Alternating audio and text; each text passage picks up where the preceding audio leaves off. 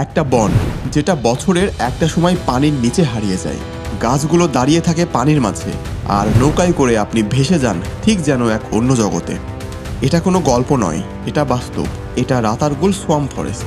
আজ আমরা ঢুকে পড়ব এই রহস্যময় বনের ভেতর, যেখানে প্রকৃতি নিজেই রচনা করেছে এক রোমাঞ্চকর উপাখ্যান।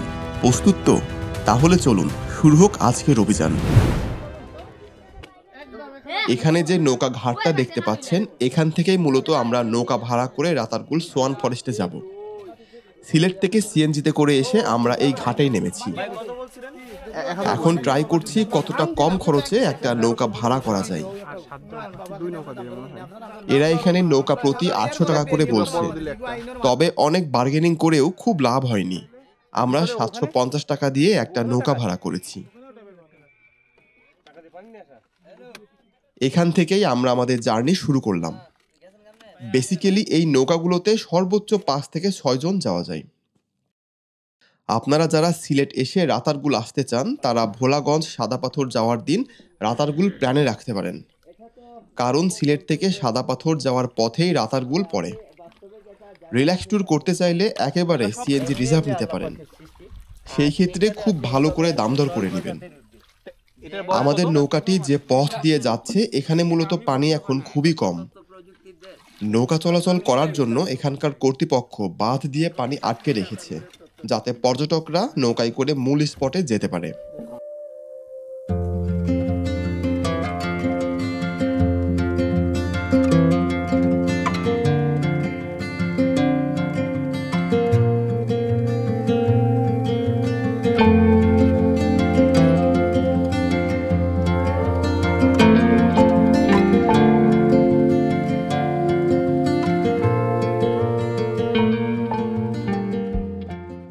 এখন মে মাস, এই সময়টায় পর্যটকের সংখ্যা খুবই কম।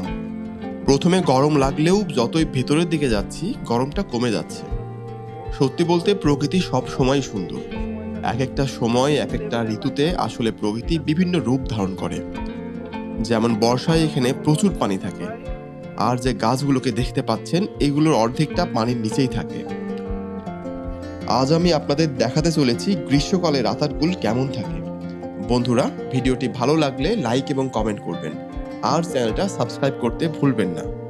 পরবর্তীতে আরো দারুণ দারুণ ভিডিও নিয়ে হাজির হব আপনাদের সামনে।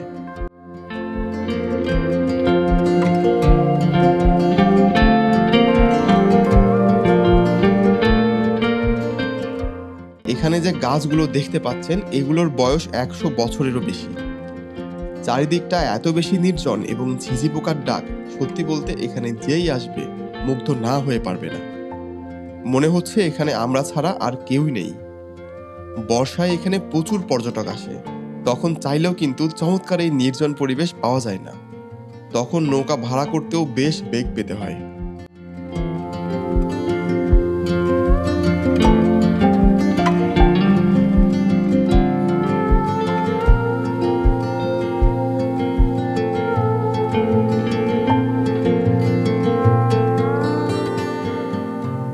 ওই যে দূরে দেখা যাচ্ছে, ওইটাই হচ্ছে এখানকার ভাইরাল ওয়াচ টাওয়ার। যদিও সেখানে আমাদের ওঠার সুযোগ হবে না, কারণ ওয়াচ টাওয়ারটি ঝুঁকিপূর্ণ হওয়াতে বন্ধ আছে।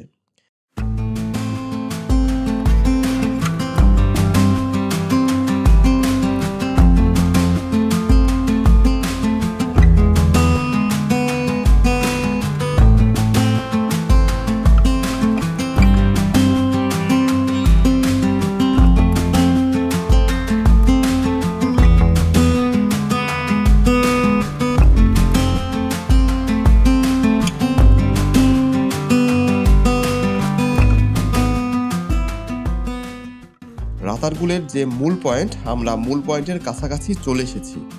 এখানে পানি এখন অনেকটাই বেশি। এখানে যে গাছগুলোকে আপনারা দেখতে পাচ্ছেন, এগুলোকে স্থানীয় লোকজন বলে করস গাছ।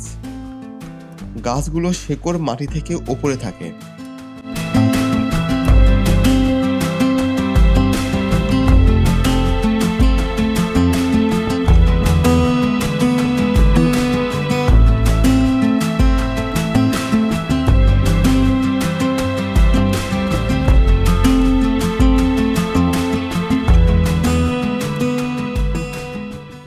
এখানে প্রচুর বানর আছে।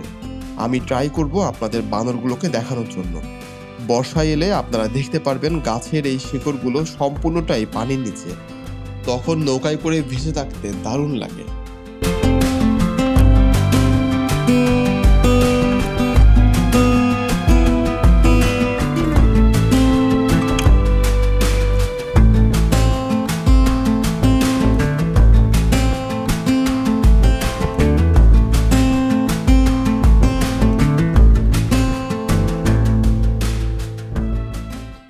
সামনে দ্বীপের মতো একটা জায়গা আছে, যেখানে আমরা নৌকা থেকে নামবো আর পায়ে হেঁটে পুরো জায়গাটা এক্সপ্লোর করার ট্রাই করব।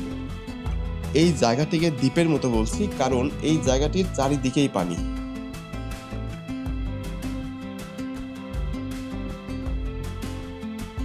নৌকা থেকে নেমে আমরা এখন যে জায়গা দিয়ে হেঁটে যাচ্ছি, বর্ষাকালে এলে এখানে আপনাদের নৌকায় ঘুরতে হবে।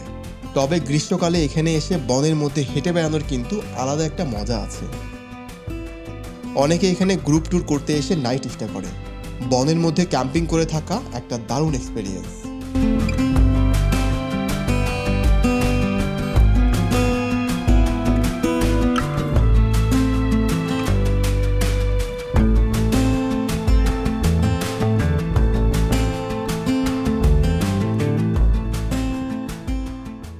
সিলেট জেলার গোয়াইনঘাট উপজেলায় অবস্থিত এই বনটিকে বলা হয় বাংলাদেশের আমাজন।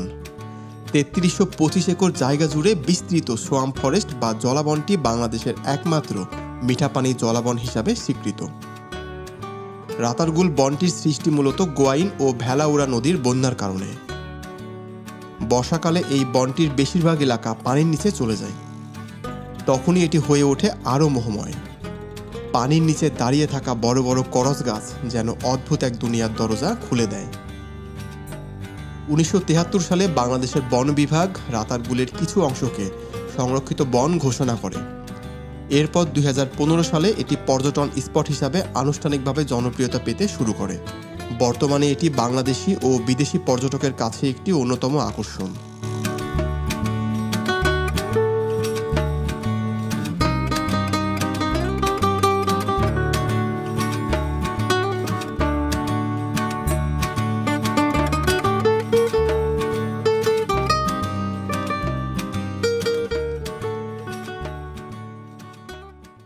রাতারগুলে আপনি দেখতে পারবেন করচ, হিজল, বরুণ সহ নানা ধরনের জলজ উদ্ভিদ। পাখি প্রেমীদের জন্য এই বনটি স্বর্গের মতো। ডাহুক, বকের ঝাঁক, শঙ্খচিল, শালিক আরও কত কি পাখি এখানে আছে আপনারা এলেই দেখতে পারবেন। একটা সময় রাতারগুল ছিল স্থানীয়দের কাছে পরিচিত, কিন্তু আজ এটি পুরো দেশের গর্ব, বাংলাদেশের প্রাকৃতিক ঐতিহ্যের এক দৃষ্টান্ত। এখানকার প্রতিটা ঢেউ, প্রতিটা গাছ যেন এক প্রাচীন ইতিহাসের সাক্ষী হয়ে দাঁড়িয়ে আছে। আপনি যদি প্রকৃতিকে ভালোবাসেন তাহলে একবার হলেও ঘুরে আসুন রাতারগুল। আর যদি ঘুরে এসে থাকেন তাহলে কমেন্টে জানাতে ভুলবেন না আপনার অভিজ্ঞতা। যদি ভিডিওটি ভালো লাগে চ্যানেলটিকে সাবস্ক্রাইব করুন আর শেয়ার করুন আমাদের বাংলাদেশের এই প্রাকৃতিক রত্নকে। সবাই ভালো থাকবেন। আল্লাহ হাফেজ।